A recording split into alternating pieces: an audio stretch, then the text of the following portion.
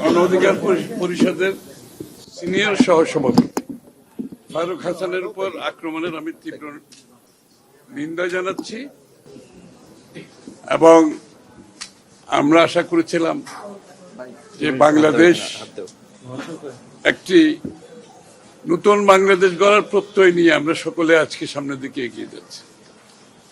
এখানে আপনি রাজনীতি বলেন, রাষ্ট্র পরিচালনা বলেন, যেটাই বলেন, সবকিছু হতে হবে একটি শান্তিপূর্ণ রাজনৈতিক পরিবেশে হতে হবে এবং এটার জন্যই কিন্তু আমরা গত 16 বছর ধরে লড়েছি। এটার জন্যই আমরা আমাদের হাজার হাজার নেতা কর্মী প্রাণ দিয়েছি গত 16 বছর ধরে।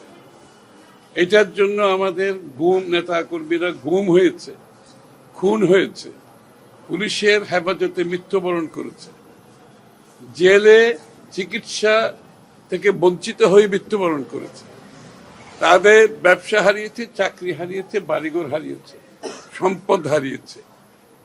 এটা বড় ইতিহাস গত 15-16 বছরে। সুতরাং এখন তার ত্যাগের মাধ্যমে আমাদের জুলাই আগস্টে সেখানেও সমস্ত জাতি ঐক্যবদ্ধভাবে কিন্তু স্বৈরাচার ফ্যাসিস্টকে পরাজিত করেছে, সকলের ঐক্যবদ্ধ প্রচেষ্টায়। সেখানেও আমাদের বিএনপি এবং আমরা যারা আমাদের যুগপৎ আন্দোলনে যারা প্রায় 50-টির কাছাকাছি দল আমরা ঐক্যবদ্ধভাবে লড়েছি। আমাদের হিসাবে বিএনপির 400-র অধিক আমাদের নেতাকর্মী মৃত্যুবরণ করেছে জুলাই আগস্টেও। এর আগে তো শত শত হাজার হাজার 60-70 লক্ষ বিএনপির নেতাকর্মীদের বিরুদ্ধে মিথ্যা মামলা হয়েছে। তারা সকলে আজকে নিয়মিত কোর্টে যাতায়াত করতে হচ্ছে। সুতরাং এত বড় স্যাক্রিফাইসের পরে যখন আমরা একটা নতুন বাংলাদেশ গড়ার প্রত্যয় নিয়েছি, সেখানে এই ধরনের ঘটনা ঘটলে সেটা অত্যন্ত দুঃখজনক।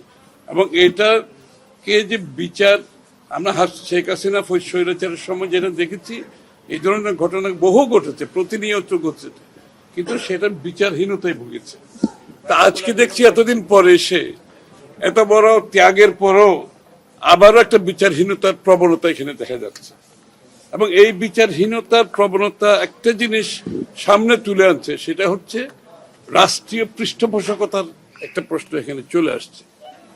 যদি রাষ্ট্রীয় পৃষ্ঠপোষকতায় যদি কাউকে রাজনীতি করতে হয়, কাউকে রাজনৈতিক কর্মকাণ্ড চালাতে হয়, কারোর জন্য যদি সেই সুবিধা সৃষ্টি করতে হয়, তাহলে তো শেখ হাসিনা যাওয়ার দরকার ছিল না, শেখ হাসিনাকে বিদায় করার দরকার ছিল না। তাকে বিদায় করার একমাত্র উদ্দেশ্য হচ্ছে আজকে একটা লেভেল প্লেইং ফিল্ড হবে, আর যারা সবার জন্য রাজনীতি উন্মুক্ত থাকবে, সবাই অংশগ্রহণ করবে, জনগণের কাছে যাবে, জনগণ যাদেরকে নির্বাচিত করবে তারা সংসদে যাবে, সরকারে যাবে, তারা দেশের মানুষের ম্যান্ডেট নিয়ে দেশের মানুষ কি পরিবর্তন চায়, কি সংস্কার চায় সেটা পূরণ করবে। এটাই তো রাজনীতি, এটাই তো গণতন্ত্র। এর বাইরে যাওয়ার তো কোনো সুযোগ নাই।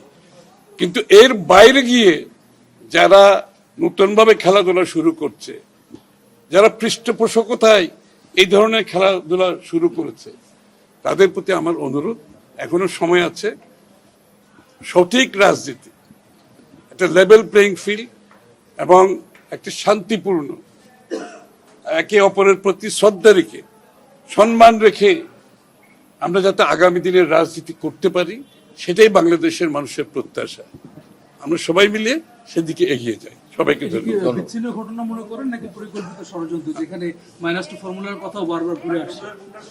না, -2 তো এটা তো কেউ কেউ স্বপ্ন দেখতেই পারে। আগেও -2 স্বপ্ন দেখেছেন, আবার -1 স্বপ্ন দেখেছেন। এটা হচ্ছে ইংরেজিতে বলে উইশফুল থিঙ্কিং। এটা একটা আপনার আশা আর কি। হ্যাঁ, তো বাংলাদেশ তো সেই জায়গায় নাই, যেখানে আগে তাদের দখলে রেখেও সেটা করতে পারে না। আজকে একটা ভিন্ন বাংলাদেশে আমরা আছি। বললাম না, এত ত্যাগের পরে আমরা কিন্তু এখানে এসেছি। আমাদের লক্ষ লক্ষ নেতা কর্মী গুম, খুন, হত্যা, মিথ্যা মামলা সবকিছু ত্যাগ করে আজকে যেখানে আমরা এসে দাঁড়িয়েছি, এবং এই লোকগুলো কিন্তু খাঁটি সোনায় পরিণত হয়েছে এই যুদ্ধের মাধ্যমে, এই ত্যাগের মাধ্যমে। তো এদের সামনে যদি এসে কেউ এই ধরনের কথা বলে, তারা তো স্বর্গরাজ্যে বসবাস করছে, এর বাইরে তো আবার কিছু আর বলার নেই।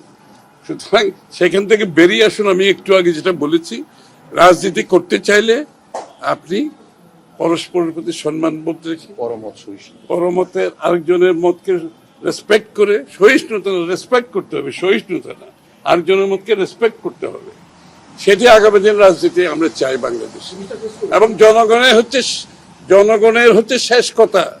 আমরা কিছু লোক এখানে বসে কিছু সিদ্ধান্ত নিয়ে এই দেশ চলবে না, জনগণের সিদ্ধান্ত নিয়ে দেশ চলবে। জনগণের মালিকানার জন্য আমরা যুদ্ধ করেছি না, তার মালিকানা ফিরিয়ে দিয়ে তাদের সিদ্ধান্ত নিয়ে দেশ চলতে হবে। ধন্যবাদ।